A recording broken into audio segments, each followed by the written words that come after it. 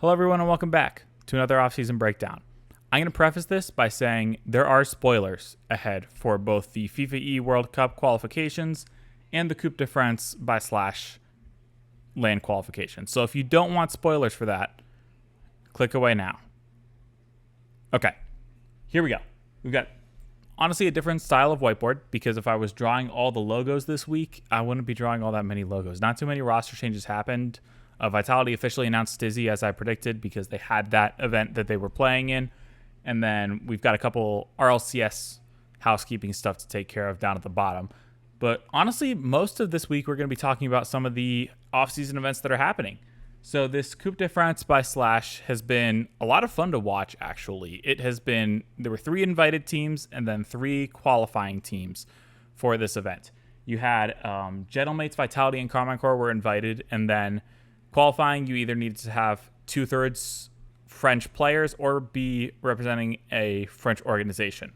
So Lostt is a French organization that is currently sponsoring the 2 Danes 1 Bruv roster of Acro, Tempe, and Edgeby. They ended up getting, and I'll explain how league play works in a second, but they ended up getting one of this LAN spots here. And then you had 2 other teams. One went by Full English Baguette, which was a much more surprising qualification, and whose names I'll throw up on the whiteboard, but they're evading my mind at the moment. And then Impossible, which was your Mutsur, Eugen, and Radosin roster. So these teams played a double round-robin league play with all 6 of them. It's been taking place since Wednesday, just ended earlier today. It's been a lot of fun to see how the top teams in Europe are going to match up against each other. I mean, with a double round-robin league play, you get 2 matches in between Gentlemates Vitality, 2 matches between Vitality Carmine, and then 2 matches between Gentlemates and Carmine. It's been great.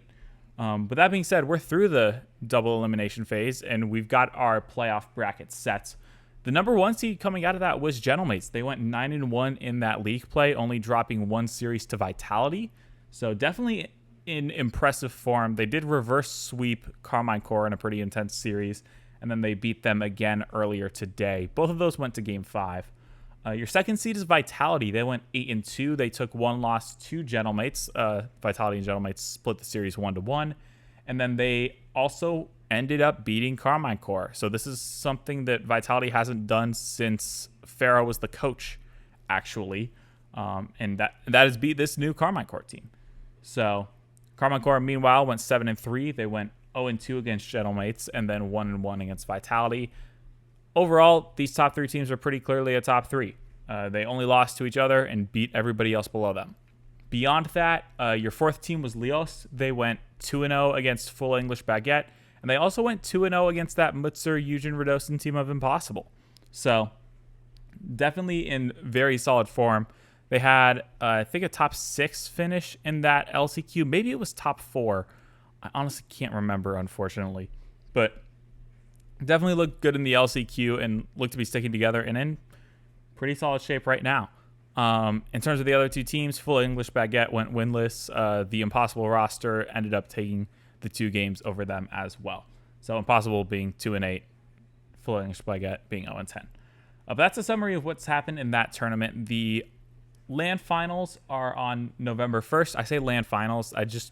I mean both the semifinals and finals. They'll all be played on LAN. So that will be definitely one to tune into, and I'm looking forward to that. Next event, let's talk about some FIFAe teams because we had our first set of qualifiers for FIFAe. For those who don't know, I don't have the entire thing up here, but the qualifiers are structured the same way that the LAN was last year. So you take your groups of qualifying nations.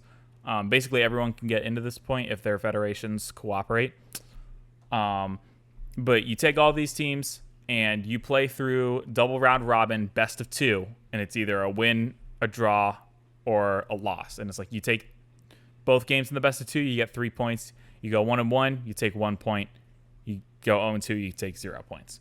So similar to how the LAN was structured last year, but regionally, which has been a lot of fun. Nothing too unpredictable has happened just yet, but I also think that's going to be the case when we're dealing with such big discrepancies. We had 4 different regional qualifiers. You had Asia East, I think it was. Yeah, that'd be Asia East. Maybe it was Asia West as well. You had South America, and then you had North and Central America. I do apologize if I'm getting these regions wrong. I'll definitely throw something on the screen to correct it if I am wrong. But I think those are the qualifying regions we had this week. But these are the teams. This actually just finished up recently. The last team to qualify, I'll get to them last, I guess. But the first team, Australia. This is not an unexpected qualification. I mean, Australia is going to be your biggest team in Asia East and Oceania. I guess I should probably include the and Oceania in that, because that makes sense as where Australia comes from. Bananahead, Fever, Torsauce. Last year they ran with Fever, Torsauce, and Gus. There was that brief moment where it looked like the former Power moving into wildcard trio was going to end up splitting up, and Bananahead was going to go his separate ways from Fever and Torsauce. So they played the FIFAe event with Gus. That didn't really go very well for them. I'm much more excited to see Bananahead here, especially coming off of the World Championship that they just had. I'm curious to see what they're going to do. So Australia qualifies, no real problem there. And then the second team out of Asia East Oceania is Malaysia, and this is Sphinx, Blue, Misty, and then they're going to be coached by Trill. Trill has been a coach for Sphinx for quite a while. He's not been consistently the coach for Sphinx, but he's definitely been coaching Sphinx here and there for the past several years. So not too surprising that he ends up with these guys. Blue has been around since, I think, 2023, maybe a bit before that. But this will be his first LAN appearance. And then fun fact, as I was looking through the results, this is not Misty's first LAN experience. Back in 2019, he was part of the 1NE roster that played at DreamHack Montreal. So this was, I think, the first Asian team to ever play on LAN. Was a big deal, had Real Eyes, of course. But he's actually been on LAN before, so that's really cool to see him get his second LAN qualification. And obviously Sphinx needs no introduction at this point. So while it's cool to see Malaysia make it, they were still probably the favorites given their headlining player. But I'm excited to see what Sphinx and these guys do at FIFAe. Moving into South America, you've got one is definitely very expected qualification. You've got Brazil with Yan, Lostt, and Swiftt. They're going to be coached by Bruno Visky. This is basically the new Furia roster for next year. So not too surprising they're running it with this group. They had a pretty easy route to qualifying. They ended up beating, I think, with South America's qualifier, they had 5 teams, and then they had a semifinals and a finals. The finals, I guess, was for points, for seeding, for something, because both teams from the both teams from the finals ended up qualifying.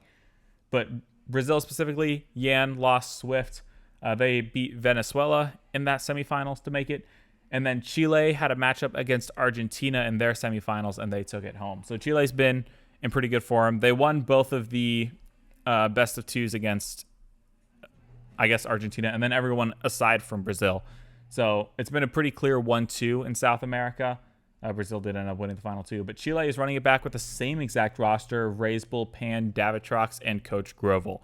So for those who remember, yes, I'm an American, so I do very vividly remember what happened to FIFAe last year with Davitrox and Reysbull and Pan beating RMC and making it out of groups when we did it. So yes, it's still a bit of a sore spot. But they're running it back, and I'm curious to see what they do, because honestly, like, as much as I'm bummed to see my nation lose, I like these guys a lot, and it was a very fun storyline last year. Oman. These guys are qualifying for the first time. You got Abdullahrll, Lunr, and Sultan. These guys are playing more often than not in the Middle East qualifiers. They haven't really made a name for themselves in the main events just yet. But there was a regional qualifier for these guys, and they pulled through. So, truthfully, I don't know the most about these guys. I'm sure we will learn about them as they make FIFAe, but congratulations to them for qualifying for their first lands. And then the United States of America is going to be Beastmode, Daniel, and Atomic this time, coached by a famous Moroccan coach, Sathiou. Yes, he is back to being American this event. But yeah, not too surprising. I shouldn't even say not too surprising, because there was a moment where it looked like USA wasn't going to be a part of this event. But then for some reason, the Federation goes back. It's like, okay, yeah, we're in. And we're getting, no offense to RMC from last year, but we're getting our best squad representing us. So excited to see what they do. And if they get put in the same group as Chile, I'm not sure if I'm going to have nightmares or it's going to be something, it's going to be a beatdown. So, on to the RLCS. We've got 5 rosters to talk about. Most of Europe is shaped up, so there's not going to be too much about them going on anymore. I've talked a decent amount about North America, but I've only really talked about 5 teams, and so there's definitely a bubble below that needs to be talked about. South America, still haven't heard the most about outside of the top 3 teams. We just got our first bit of news out of them last week. MENA as well, haven't heard the most about that region either. But today we're talking about North America and OCE. So let's get into it. I got 3 North American teams and then 2 Oceania teams. So in the lime green, because they formerly represented Shopify Rebellion, you get 2Piece and Wahvey are sticking together as a duo. They are picking up Tawk for next year.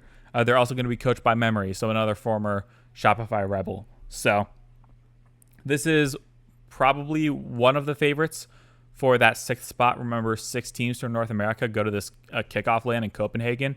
That's why some of these rosters that we're about to talk about are ones to keep an eye on, because we only have 5 rosters that we actually know about. So, before this week, even if all 5 of those teams qualified, we didn't know what one of the teams was going to be for this Copenhagen major. But we're starting to fill in the pieces. So 2Piece Wahvey Tawk, definitely younger, mechanical upside. We'll see how they end up panning out. I think they're one of the 2 potential favorites. The other potential favorite to make it is this Evoh, Aqua, and 5-up roster. Evoh and Aqua, if you'll remember, were on the boys last year. They teamed with Percy in Split 2 and then Hoxer in the LCQ. In the LCQ, they ended up taking down Complexity and then losing to Shopify Rebellion in that final. And so I guess it's Hoxer out, 5-up in.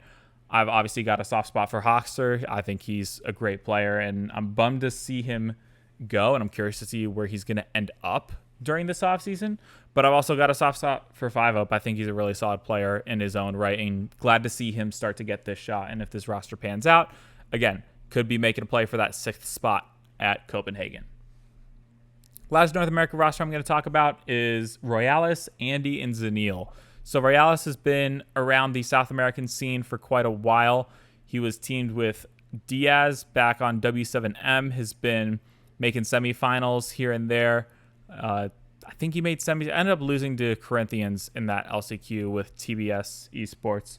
But he's moved up to North America to play in Collegiate Rocket League. He's at Fisher University right now. And he will be teaming with Andy and Zineel. Andy, you guys probably know him a lot more from his time in North America and making the San Diego Major. And then Zineel, I can't remember where he ended up for the LCQ. They didn't end up placing super well. But he was with Hoxer in Chicago on 9 Lives for Split 2. So curious about this team. They're not as much of a favorite for this 6th spot for Copenhagen, but they're one to keep an eye on, where it's like Andy's got a pretty solid floor. And if people are sleeping on Royales and Zineel finds good form, then, I wouldn't say they're the favorites, but I'm curious to see what they can do. Over to OCE, you've got Lunr and Laxin. These guys were teamed up on Scrims World when they won Open 2 out of absolutely nowhere. They had Caleb on their team at the time, and then Caleb and Lunr ended up joining Gus on Power for Split 2. Lunr and Laxin now coming back, teaming up together again, and they're going to be picking up Kekkles. Kekkles has been around the OCE scene for a little bit. I've seen his name pop up in some of these regionals, but honestly, I'm not the most familiar with this game, so I'm curious to see where this ends up going. And then the other OCE team that has a lot more familiar names to the average, household Rocket League fan. You've got Superlachie and Fiberr. Both were on KCP for that Worlds run in 2024, where they upset Gen G, and they're bringing in Gus. So I've mentioned Gus a couple times already in this video, whether it be teaming with Fever and Torsauce for FIFAe. He also did team with Lunr and Caleb last year on Power. So I think, in my opinion, the Superlachie Gus Fiberr team is my favorite for OCE 2. Curious to see what Lunr and Laxin do. Amphis is another player that I am curious about. Mock seems to be looking at playing again instead of coaching like he did last year. So still a decent amount to shape up in OCE. Still a decent amount to shape up in North America. But that is the breakdown for what's happened this week in the offseason. I know, slightly different board. Hopefully this is okay. Hopefully this is a pretty solid update on what's going on in the scene. thank you all for watching. Shout out to the channel members scrolling across the top. You guys are awesome. And so is the scrolly thing. I really like that. But yeah, that just about covers it. I'll see you guys next week. Actually, no, I'll see you guys sooner. Because I'm definitely doing more than one video this week. I know. I've already recorded it. I just got to edit it. I'm going to do it this time for sure. I really hope so. I'll see you guys soon.